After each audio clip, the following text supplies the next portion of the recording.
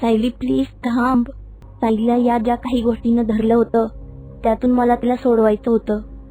का माहित नाही, पण मला असे वाटले की त्या गुलाबाच्या पाकळ्या तिच्यापासून दूर ढकलल्या तर तिची यातून सुटका होईल.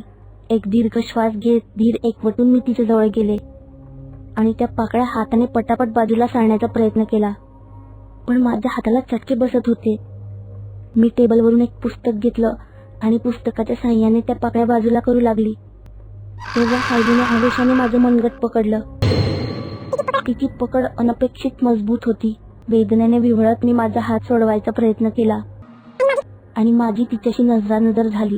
तिचे डोळे पांढरे शुभ्र दिसत होते. बुबुळं गायब झाली होती. भीतीने माझ्या तोंडून शब्द फुटेनासे झाले. तेव्हा सायली एक भयंकर अमानवी आवाजात म्हणाली, तू हस्तक्षेप करणार? तिने माझा हात तसा धरून ठेवला होता